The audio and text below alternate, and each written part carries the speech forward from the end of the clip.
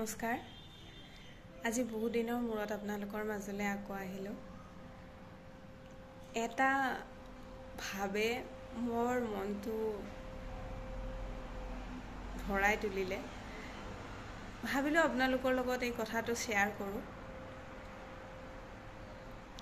আমি বহুত সময়ত ভাবোঁ, যেতিয়া আমাৰ বয়স হ'বলৈ ধৰে, যে কিছুমান এনেকুৱা মুহূৰ্ত থাকে, হয়তো এতিয়া কুলিয়ে যেনেকৈ মাতি আছে দূৰত, হয়তো ফাগুনৰ বতাহজাক, নহ'লে বা হয়তো কোনোবা সময়ত বৰ ধুনীয়া কিছুমান মুহূৰ্ত থাকে, যিবোৰ মুহূৰ্তই আমাক কিছুমান পুৰণি কথালৈ পুতুককৈ মনত পেলাই দিয়ে।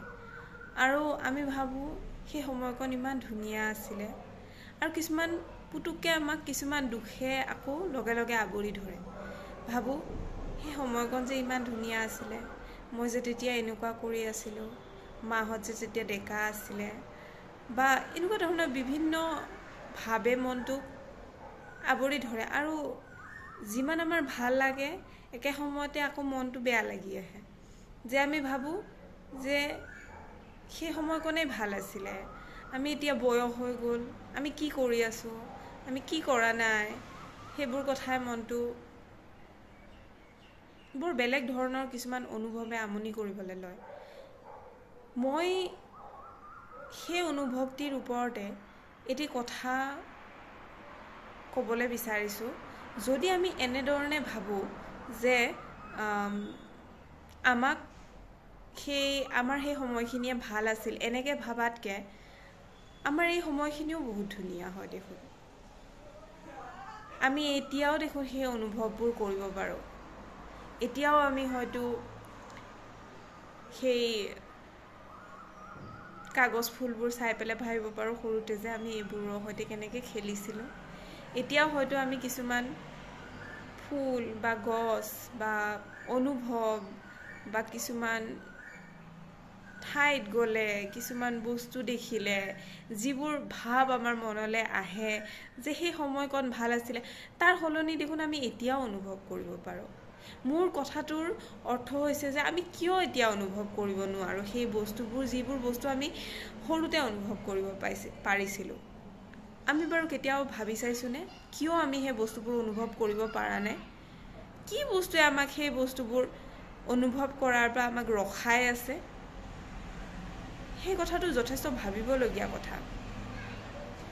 আৰু সকলোৰে হয়তো কিছুমান বেলেগ বেলেগ ভাৱ থাকিব পাৰে এই কথাটোৰ ওপৰত, কিন্তু যদি চাওঁ যে এটা যদি সমূহীয়া মানে জেনেৰেলাইজড এটা যদি এনালাইচিছ কৰা হয়, মই ভাবোঁ যে ইয়াৰ অৰ্থটো হ'ব যে আমি ভাবোঁ যে আমি বুঢ়া হৈ গ'লোঁ, আমি ভাবোঁ যে আমাৰ সেই সময়কণ নাই, আমি ভাবোঁ যে আমাৰ জীৱনত বহুত এনেকুৱা বেলেগ বেলেগ কিছুমান টেনশ্যন আছে, যিবিলাক লৈ থকাটো বেছি ভাল কথা, আৰু সেইটো আমাৰ কাৰণে বেছি বেটাৰ লাগে। আমাৰ কাৰণে এটা অলৰেডি মনত এটা ষ্টেৰিঅ'টাইপ, এটা ভাৱধাৰা সোমাই আছে যে আমি ডাঙৰ হ'লে বা আমাৰ বয়স হ'লে আমি অকল এনেধৰণৰেই বিহেভ কৰিব লাগে, আমি এনেধৰণৰেই ষ্ট্ৰেছ ল'ব লাগে।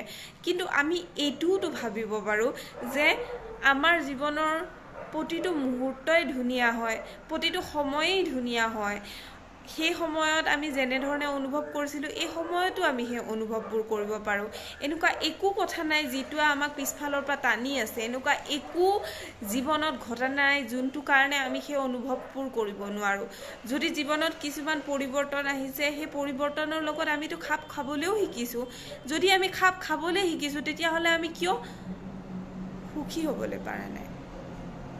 আৰু সুখবোৰ কিয় আমি নিজৰ পিছফাললৈ যেন আমি সুখৰ এটা যেন সীমা এটা নিজে ক্ৰিয়েট কৰি লৈছোঁ নিজৰ মনত, যে সুখৰ সীমা মাত্ৰ ইমানেই, আমি ইমানটোলৈকে সুখী হ'ব পাৰোঁ। কিন্তু আমি যাতে সৰু থাকোঁতে যেতিয়া প্ৰথমবাৰৰ কাৰণে জীৱনৰ বা পৃথিৱীৰ নতুন নতুন বস্তুবোৰ, অভিজ্ঞতাবোৰ দেখিছিলোঁ, শুনিছিলোঁ, জানিছিলোঁ, অনুভৱ কৰিছিলোঁ, তেতিয়া জানো আমি ভাবিছিলোঁ আমি কিমানখিনি সুখী হ'ব লাগে আৰু আমি কিমানখিনি সুখী হ'ব নালাগে? আই থিংক সুখৰ কোনো বাউণ্ডেৰী নাথাকে। আপোনাৰ যিমান মন গৈছে সিমান সুখী হওক, আপুনি তেনেকুৱা একো বাউণ্ডেৰী নাই যিটোৱে আপোনাৰ সুখটোক বাধা দিব পাৰিব। আপুনি সুখী হওক, আপুনি জীৱনত বহুত সুখী হওক, একো মনত দ্বিতীয় চিন্তা ননাকে, একো মনত গম নোপোৱাকৈ যেনেকৈ আপুনি সৰু পোৱালিটো হৈ থাকোঁতে কেতিয়াও গম পোৱা নাছিল যে মোৰ জীৱনত কি বেয়া হ'ব আহি আছে, বা আপুনি কেতিয়াও সেইটো ভাবা নাছিল যে মোৰ জীৱনত বেয়া হ'ব নেকি বাৰু, অলপ পিছত কিবা বেয়া হ'ব নেকি, মই বাৰু বেছিকৈ হাঁহিলে কিবা বেয়া হ'ব নেকি, মই বাৰু বেছিকৈ সুখী হ'লে কিবা বেয়া হ'ব নেকি, সেনেকুৱা নাভাবাকৈ, তেনেকৈ নাভাবাকৈ যদি আমি আগবাঢ়োঁ, আমি সেই নিজৰ মনটোক এতিয়াও সেই সৰু পোৱালিটোৰ নিচিনাকেই যদি কৰি ল'ব পাৰোঁ যে আমি সুখী হ'ম, মাত্ৰ আমি সুখী হ'ব বিচাৰোঁ। সুখৰ সংজ্ঞা সকলোৰে কাৰণে বেলেগ বেলেগ হয়, মই সেই বিষয়ে বৰ্ণনা দিবলৈ নাযাওঁ। খালি নিজক কোনো ধৰণৰ বাধা বান্ধোন বা মই এনেকুৱা ষ্ট্ৰেছ ল'ব লাগিব বা মই এনেকুৱা টেনশ্যন ল'ব লাগিব বা মই ইমানখিনি দায়িত্ব লৈ আছোঁ কাৰণেই মই সুখী হ'ব নোৱাৰোঁ বা মই দায়িত্ব লৈ থকাৰ কাৰণে মই এইটো কৰিব নোৱাৰোঁ বুলি একো কথা নাথাকে। সকলোৱে ভিতৰৰ পৰা সুখী হওক। যেনেকৈ আপুনি প্ৰথমবাৰ পখিলাটো দেখোঁতে আপুনি ফূৰ্তিত জঁপিয়াই উঠিছিলে, তেনেধৰণে সুখী হওক। নমস্কাৰ।